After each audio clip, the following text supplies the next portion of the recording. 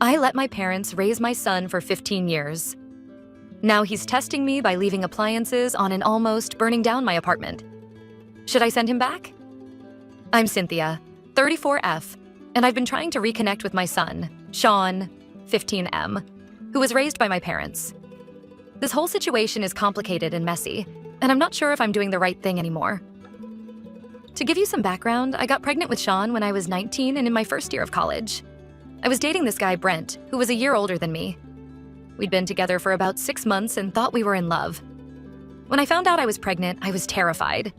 I came from a conservative family where unmarried pregnancy was considered a huge scandal. I told Brent first, and initially he seemed supportive. We talked about our options, and he even suggested we could get married and raise the baby together. But as the reality of the situation sank in, Brent started to pull away. He'd miss doctor's appointments, avoid talking about the future, and eventually he told me he wasn't ready to be a father. He left town shortly after, and I haven't heard from him since. When I finally gathered the courage to tell my parents, their reaction was even worse than I'd feared. My dad, a respected lawyer in our small town, was furious. He yelled about how I'd ruined my future and brought shame to the family. My mom just cried and kept asking where she'd gone wrong. They gave me an ultimatum. Either give up the baby for adoption or let them raise him. They made it clear that if I chose to keep the baby myself, I'd be on my own. No financial support, no place to live. Nothing. I was scared, overwhelmed, and completely unprepared to be a single mother. So I agreed to let them take care of Sean. I told myself it was for the best. Sean would have a stable home with 2 parents, and I could finish my education. For the next 15 years, my parents acted as Sean's parents. They never hid the fact that I was his biological mother, but they made it clear that they were his real parents. I was allowed to visit occasionally, but always under their supervision.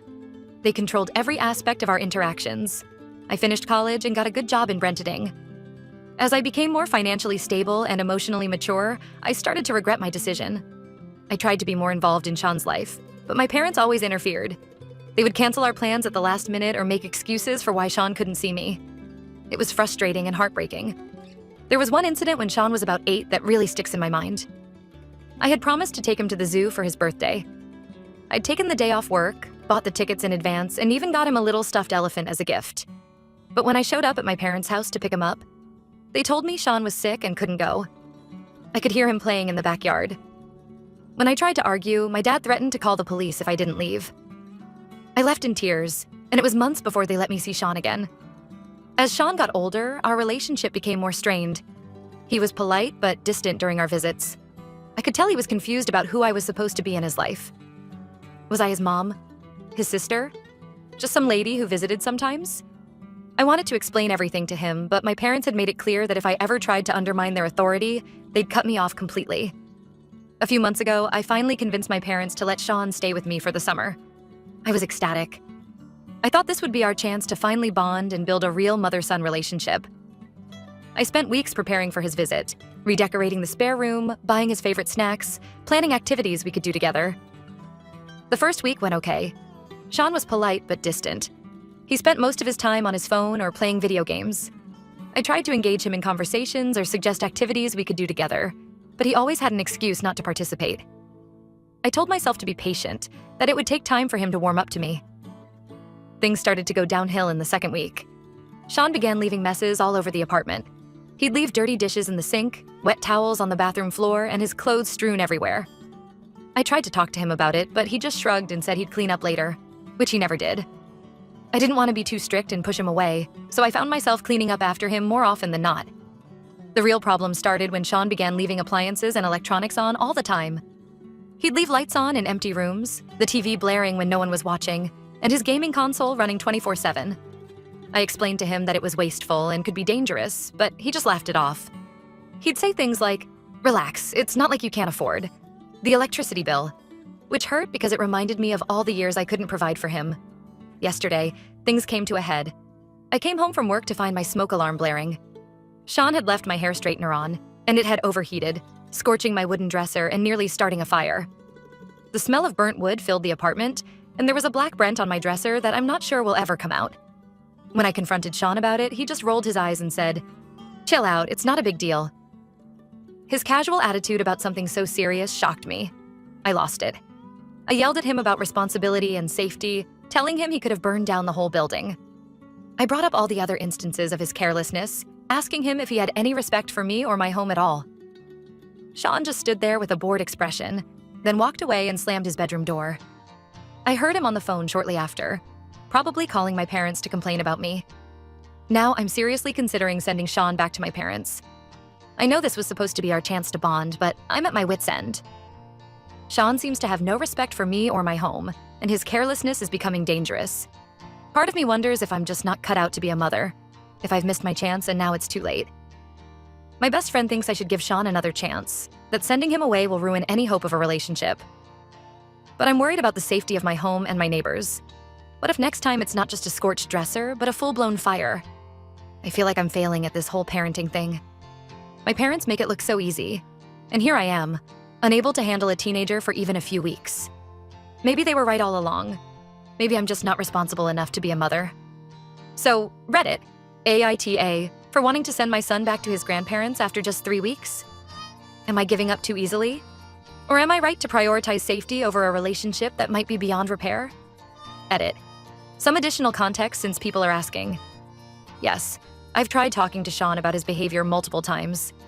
He either ignores me or gives half-hearted apologies that lead nowhere. And no, this isn't normal teenage messiness. He's actively leaving things on that could cause fires or floods. As for why I didn't raise Sean myself, it's complicated. My parents basically strong-armed me into letting them take him. They threatened to cut me off completely. No financial support, no place to live, nothing. I was young, scared, and didn't know my rights. By the time I was in a position to fight for custody, Sean was already settled with them, and I didn't want to uproot his life. Update 1. Thank you all for your responses. I've spent the last few days thinking hard about everything you've said. Your comments have given me a lot to reflect on, and I appreciate the different perspectives. First, I want to address something many of you pointed out, that I haven't been much of a mother to Sean. You're right, and that's on me. I let my parents intimidate me into giving up my son, and then I didn't fight hard enough to be part of his life. I have a lot of regrets and a lot to make up for. I had a long talk with Sean last night. I started by apologizing for not being there for him all these years. I explained my side of things, how young and scared I was, how my parents pressured me, and how I've always wanted to be part of his life but didn't know how. Sean listened, which was more than I expected. Then he opened up to me, and what he said broke my heart. He told me he's always felt confused about who I am to him. Am I his mom? His sister? Just some lady who visits sometimes? He said he's angry that I gave him up, even if he understands why I did it. He's also jealous of the kids I babysit, feeling like they get more of my attention than he ever did. He told me about a memory from when he was about 6 years old. It was Christmas, and I had come over to give him a present. He was so excited to see me, but my mom, his grandmother, kept interfering, not letting us have any time alone. Sean said he remembers crying after I left, asking my mom why I couldn't stay longer. Hearing this made me realize how much my absence has affected him over the years. As for the carelessness around my apartment, Sean admitted he was doing it on purpose. Not to be malicious, but to test me. He wanted to see how I'd react, if I'd stick around or if I'd send him away like I did when he was a baby. It was his messed up way of seeing if I really wanted him around. He said he half expected me to give up on him again. We talked for hours. There were tears on both sides. Sean told me about his life with my parents. How strict they are, how they never let him do anything fun. He said he feels like he's always walking on eggshells around them, afraid of disappointing them. He admitted that part of his behavior at my place was him rebelling against all the rules he usually has to follow. Sean also opened up about school.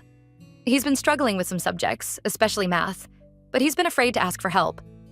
My parents always expected him to excel academically, and he feels like a failure when he doesn't understand something. I offered to help him or to find a tutor if he needs one. It wasn't a magical fix-everything moment, but it felt like a start. We've agreed to try and make this work. Sean promised to be more careful around the apartment, and I promised to be more patient and understanding. We're going to start doing things together. He's going to teach me how to play his favorite video game, and I'm going to take him to the art museum I love. I also realized I need to set some boundaries with my parents.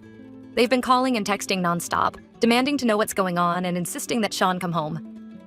I told them that Sean is staying with me for now, and that we need space to work on our relationship. They didn't take it well. My dad threatened to take legal action, but I stood my ground. It was terrifying, but also liberating. We've made a schedule together. Sean will help with chores around the apartment, and in return, I'll give him more freedom than he had at my parents' house. We're also going to have weekly family meetings where we can discuss any issues or concerns openly. It's not going to be easy. We have years of hurt and misunderstanding to work through. But for the first time, I feel like we might have a chance at a real relationship. Sean is giving me a chance to be his mom, and I'm determined not to mess it up this time. I know many of you suggested therapy, and while that might be helpful down the line, right now we're focusing on just spending time together and getting to know each other. We're taking it one day at a time.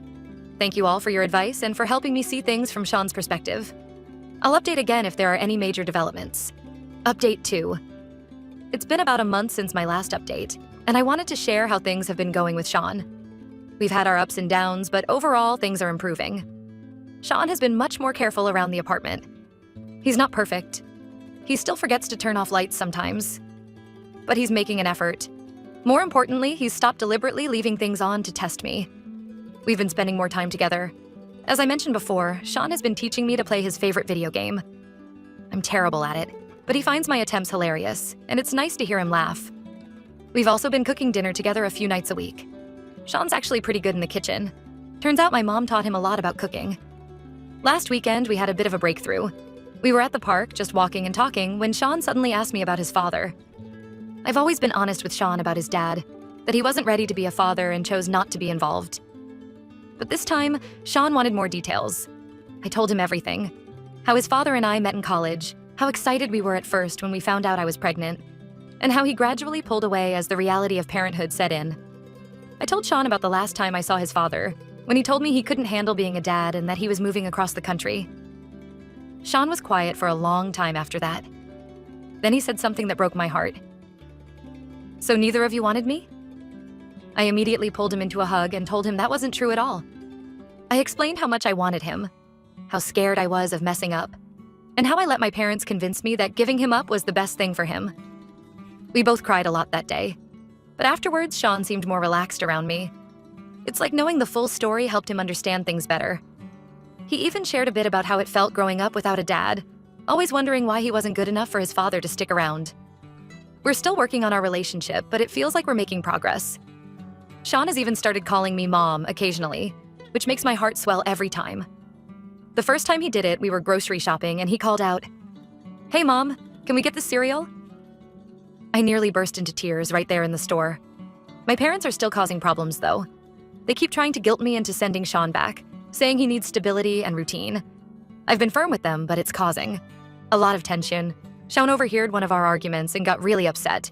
He told me he feels like he's being fought over like a prise. I assured him that's not the case, but I can see how it's affecting him. We had a scary moment last week when my dad showed up at my apartment unannounced. He demanded to see Sean and tried to convince him to come home. Sean stood his ground and told my dad he wanted to stay with me. I was so proud of him for standing up for himself, but I could see how much the confrontation upset him. For now, we're taking it one day at a time. Sean and I are both learning how to be mother and son. It's not always easy, but it's worth it. We're starting to build our own traditions. Sunday morning pancakes, movie nights on Fridays. It's these little moments that make me feel like we're becoming a real family. Update 3. It's been 6 months since Sean came to stay with me and a lot has changed. Sean is still living with me, and we've settled into a pretty good routine. He's enrolled in the local high school and seems to be adjusting well. He's even made a few friends, which is great to see. Our relationship has its ups and downs, but overall it's much stronger than it was. We still have our movie nights and cooking sessions.